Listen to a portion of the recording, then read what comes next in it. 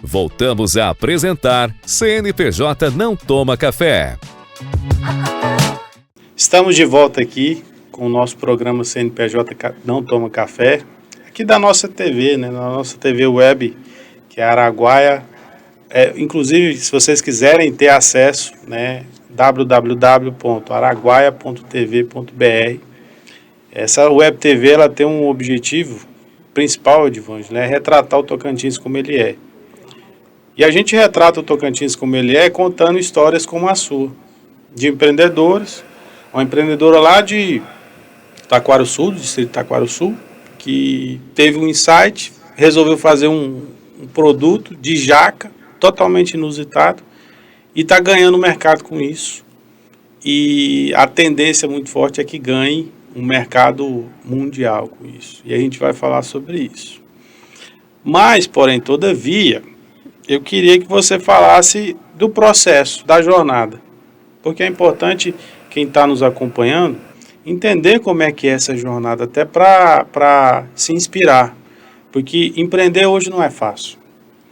O empresário hoje ele tem que ter resiliência para poder empreender. E as armadilhas são muitas. Os desafios são grandes. E a gente tem que ter força de vontade para ultrapassar esses desafios. Então eu queria que você falasse sobre esse bastidor, né, para que pessoas se inspirem no seu exemplo para poder atravessar esse desafio aí. É desafiador, mas não é difícil nem impossível. E a gente vai encontrando no caminho pessoas como você que vão nos potencializando a buscar mais, a organizar um ponto ou outro da empresa. Que foi o que houve quando a gente se conheceu, né? Eu queria organizar financeiramente a empresa, né? E aí veio conhecimento, vieram as planilhas, que eu confesso que não é o meu forte para lidar, mas também não é o impossível. Então, o processo de produção da carne de jaca, ele é muito simples. É desafiador e simples ao mesmo tempo. Primeiro porque a gente tem jaca, o Tocantins, que é um estado extremamente abundante em frutos e tudo mais, tem muita jaca por aí. E a carne de jaca, ela é feita da jaca verde. Então, estando verde, seja ela madura, ou seja ela jaca dura, jaca manteiga, ou jaca mole, não importa, ela serve para fazer carne de jaca. Então, nós tínhamos um pé de jaca no quintal de casa, e um senhor que tem um restaurante aqui, um restaurante vegano, queria comprar jacas. E a gente nem queria vender, a gente queria dar, porque via muito as jacas caindo maduras e se tornando lixo. Então ele pediu para a gente separar e acabou que não deu certo ele ir buscar, ele teve que fazer uma viagem de emergência. Nisso, nós dois curiosos, como somos, fomos fazer o beneficiamento da carne de jaca. Eu já conhecia da Chapada Diamantina, onde eu ia com muita frequência passar férias. Lá eles produzem um tipo de carne. E meu ex-marido não conhecia. Então a gente foi beneficiar aquela carne toda. Ficamos pensando e organizando como melhorar o processo, porque a jaca tem muito visgo, então suja muito. Como é que a gente ia limpar todo aquele visgo que a jaca deixa. E com o passar do tempo, nós fomos aprimorando o feitio da jaca. Hoje não dá mais tempo eu fazer o beneficiamento de toda a carne de jaca que a gente produz. Então a gente já gerou emprego. E por isso eu fico muito feliz, né? E ao gerar emprego, nós geramos também parceiros. Como, por exemplo, a Lucy, que você já citou. Ela já produzia delícias saudáveis, né? Que é a marca dela. Mas ela ainda não produzia com carne de jaca. E também ainda não era o carro-chefe dela. A partir do momento que ela passou a produzir com carne de jaca, ela passou a vender muito mais e a ter muito mais lucro. Então, esse negócio de empreender, você vai girando aos poucos a roda da prosperidade para todo mundo. No começo, nós pegávamos as jacas de casa. Depois já não eram mais suficientes. Então, eu passei a pegar jacas das áreas verdes. E daí a pouco eu passei a comprar jacas dos quintais que tem jaca em Taquarussul, que não são poucos, são muitos. Então, nisso você vai vendo uma movimentação econômica diferente. Hoje eu vivo só da jaca? Ainda não dá. mas eu sei que um dia será possível. Então, essa resiliência que você fala é de, por exemplo, formalizar o negócio, porque eu tenho comigo essa impressão e clareza de que o negócio também tem que estar alinhado energeticamente. Sim. Né? Na verdade, essas duas coisas andam juntas. Então, a formalização, os alvarás, que não é muito simples para tirar, aos poucos a gente vai colocando tudo para funcionar. E esse talvez seja o grande segredo de empreender, é começar pequeno e crescer como uma flor, pequena, vai crescendo, vai surgindo, vai desabrochando. Nós temos 2 anos de existência formalizada e 5 meses de existência sem formalização.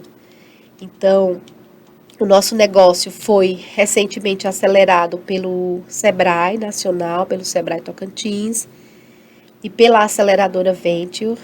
Nós estamos colhendo ainda muitos frutos dessa aceleração, inclusive porque eu não tinha nenhum conhecimento do mundo empresarial. Eu não sabia nem por onde começar formalmente a empreender. Então, isso me exigiu estudos, noites de trabalho, uma reorganização da produção para ajustar a minha vida de 40 horas de professora às horas que a carne de jaca me exige e ainda mais o cuidado com a casa, com os filhos. E nesses 2 anos tenho tido muitos aprendizados, tanto do lado pessoal quanto do lado, digamos, empresarial. É importante, Divângela, falar sobre o papel do Sebrae. Né? Eu, como consultor da casa, né, eu tenho hoje, acho que esse ano eu faço 10 anos de consultor do Sebrae, atuando, prestando serviço para o Sebrae, atendendo na ponta, né, tanto na parte de empresas, negócios como o seu, como na parte de ambiente, né, prefeituras, projetos governamentais.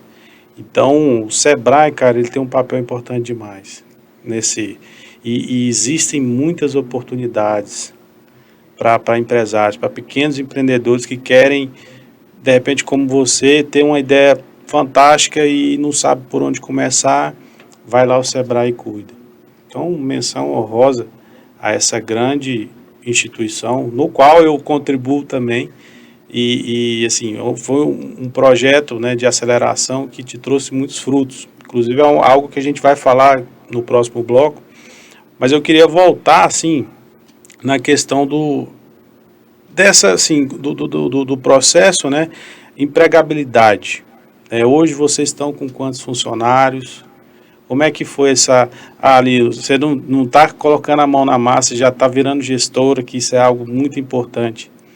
Você é um CEO da carne de jaca hoje, né? Eu sempre falei para você, se apresenta às vezes na frente da marca, contando a história como um propósito, que isso vai conectar as pessoas. Você é uma pessoa muito boa de lidar, de conversar, muito agradável.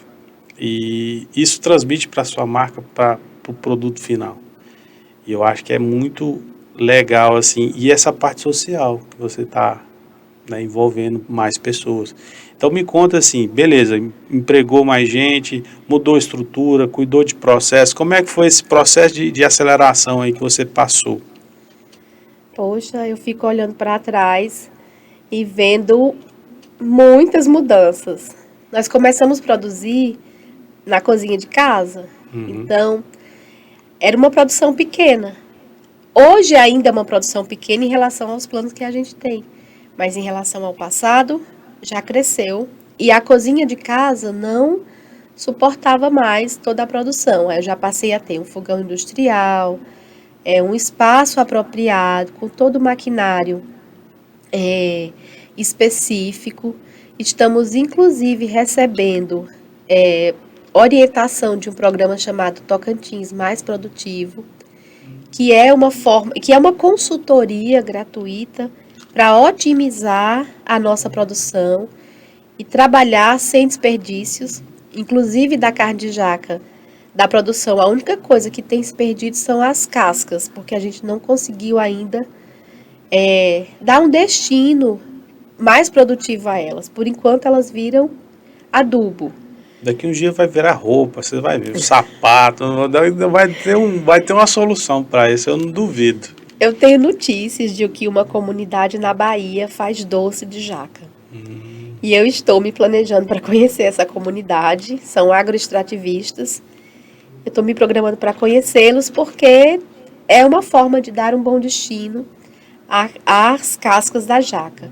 Porque a gente percebe que a polpa, vamos chamar assim, ela dá a carne, que é essa que está aqui. O caroço, ele dá uma farinha que a gente vem testando e quer colocar no mercado para o enriquecimento proteico de bolos, de hambúrgueres, para servir como base para outros produtos. Então, esse é o nosso próximo pulo do gato. Inclusive, a gente já juntou uma equipe diferenciada para trabalhar com os produtos que podem ser derivados da jaca verde ou madura. Então, outros pontos de crescimento foi em relação à parte da gestão e das finanças. Isso tem que ter muita clareza, porque essa alegria de empreender também tem que ter o retorno financeiro, também tem que trazer o valor necessário para que a empresa se sustente. O que eu digo hoje nós estamos próximos de atingir o nosso ponto de equilíbrio enquanto empresa, mas ainda precisamos trabalhar um pouco mais em outras questões que nos ajudarão a chegar lá. A gente estava falando sobre isso, eu fiz um episódio hoje também com a Janaína, né, que é farmacêutica, e ela estava falando sobre isso. A inércia é perigosa. Você tem que, por exemplo, em tese, você já poderia estar numa condição de zona de conforto, né? Mas você entende, e todo empresário tem que entender que sempre é um processo evolutivo, nunca vai acabar, né? E eu queria falar sobre um case importante seu, acho que é uma realização que dá orgulho de falar, tanto para mim, quanto para você, né? Que é a parte de você levar o produto para fora do Brasil, né? E isso é pauta do nosso próximo bloco, né? Onde a gente vai contar esse caso de sucesso da Edvângela, da carne de jaca. Então não perca.